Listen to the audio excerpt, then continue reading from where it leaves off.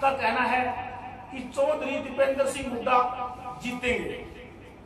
अगर दीपेंद्र सिंह हारता है तो मैं 2 किलो बर्फी खरीद कर झज्जर की प्रसिद्ध बर्फी और दुलेड़ा गांव की प्रसिद्ध बर्फी खिलाऊंगा। अब 2 किलो बर्फी वाले भाई बिल्कुल जीत के आवाज दीपेंद्र, अगर हार गया तो मैं 2 किलो बर्फी खिलाऊंगा सब भाइयों को। अगर दीपेंद्र हार जाएगा तो सब भाइयों को 2 किलो प्रसिद्ध बर्फी खिलाऊंगा।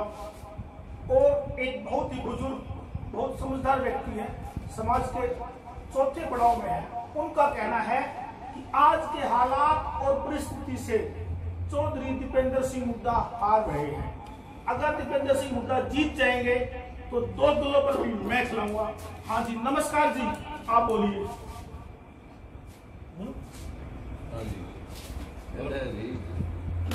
भारत को देखते हुए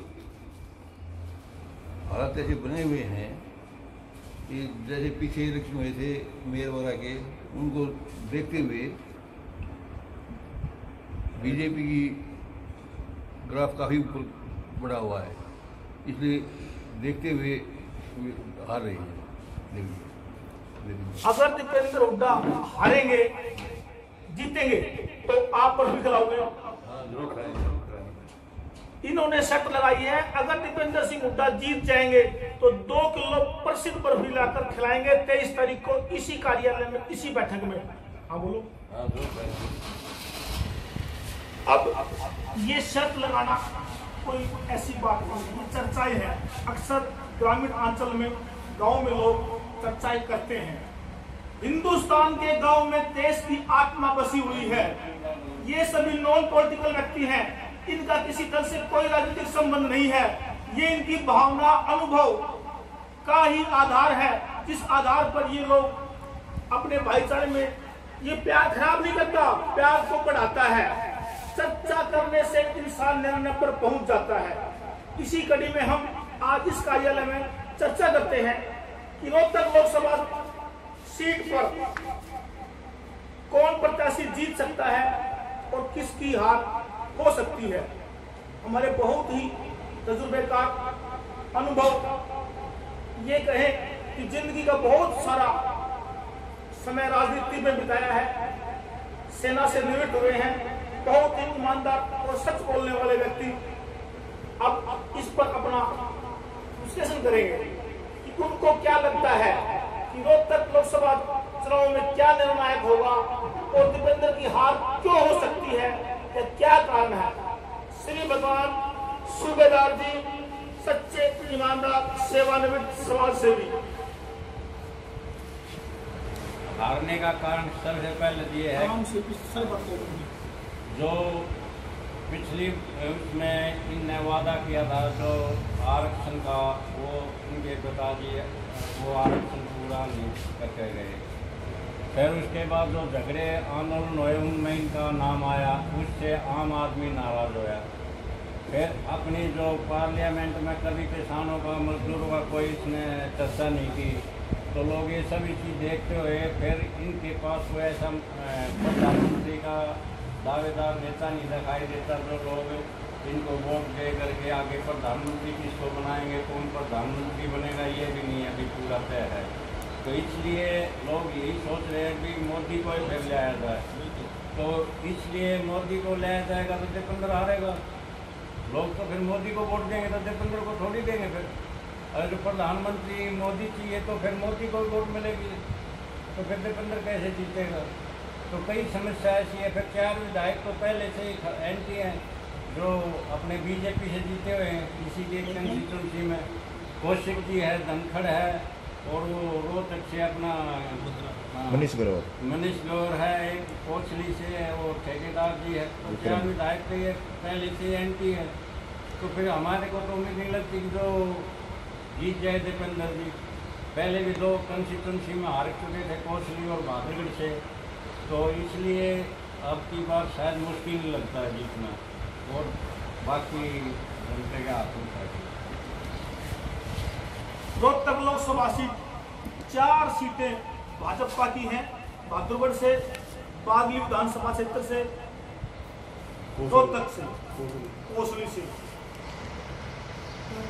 श्री भगवान सूबेदार जी का कहना है कि रोहतक लोकसभा की 4 सीटें तो पहले ही भाजपा की हैं और भाजपा और मोदी के प्रति लोगों के मन में एक आकर्षण, एक खिंचाव बना हुआ है।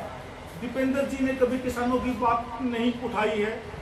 ऐसा कोई विशेष गुण अब अलग हटके सूबेदार जी को दीपेंद्र में दिखाई नहीं देता है, तो जीत कैसे होगी? लोकतंत्र है, अपने विचार, अपनी भावनाएं व्यक्त हैं, तथ्य पर आधारित बात की कोई काट भी नहीं होती।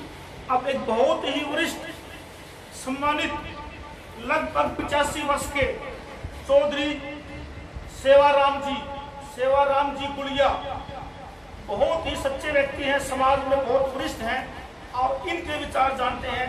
इनके विचार में रोहतक लोकसभा सीट से क्या होगा परिणाम। ताऊ जी नमस्ते, आप बताइए कि रोहतक लोकसभा सीट में क्या होने वाला है? दिपेंद्र जीतेगा। कैसे भाई? अपने दिन में देखा रिपोर्ट अच्छी थी। कोई कारण? बादलगढ़ में देखा था। कब देखा था? परसों पर। बादली में क्या वोट है? बादली में तो चल रहा है, इनका थोड़ा एक बार। पिछली बार बादली गांव में लगभग 850 वोट से हारे दीपेंद्र हारा था। अब क्या रहेगा? इनका भी इतना दिख रहा, इनका जीतेगा। पिछली बार लगभग 850 वोट से हारे थे, इस बार इनका जीतेगा। इस बार दीपेंद्र जीतेगा। बहुत अच्छे ताऊ जी, आपका अनुभव है।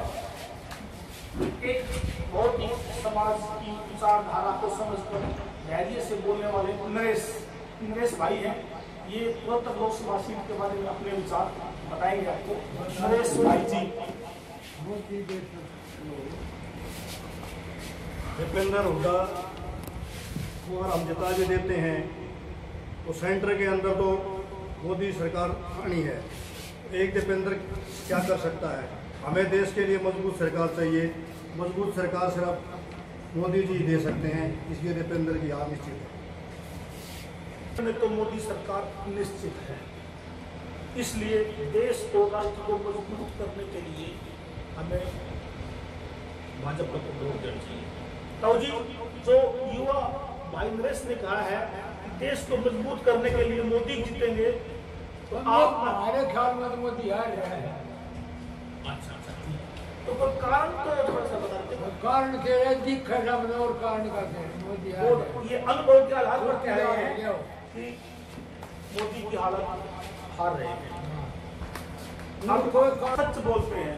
आज अपने विचार बताएंगे कि रोहतक लोकसभा का परिणाम क्या होगा। इन्होंने भी 1 किलो पर बिकी शक लगाई है।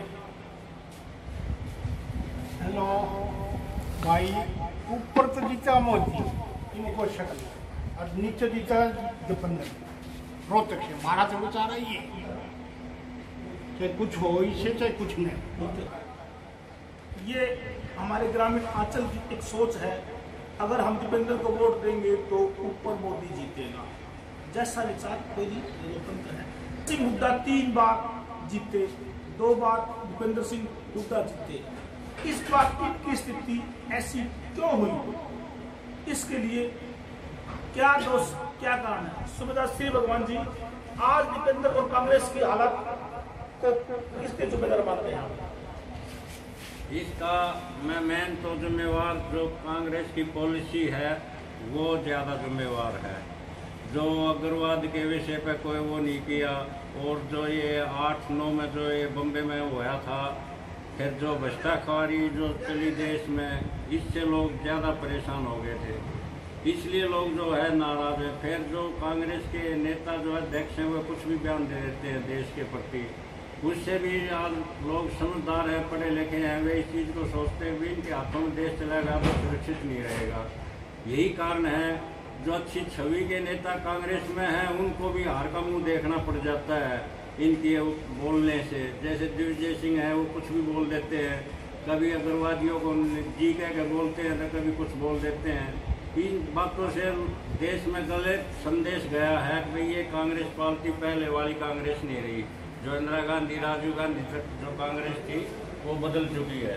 तो अब लोगों के विचार भी बदल चुके हैं और मोदी पर काफ़ी आस लगाई बैठे हैं अभी लोग। तो 5 साल उसको और टाइम मिलना चाहिए। और उसके बाद जो जनता करेगी वो जनता के हाथ में फैसला है। हमारा तो यही विचार है कि मोदी आना चाहिए। केंद्रीय नेतृत्व विश्वास के काबिल नहीं है। केंद्रीय नेतृत्व के हाथों में देश की बागडोर सुरक्षित नहीं है।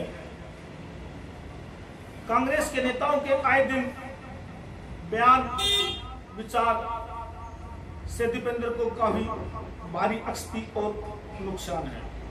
आज की चर्चा यहीं पर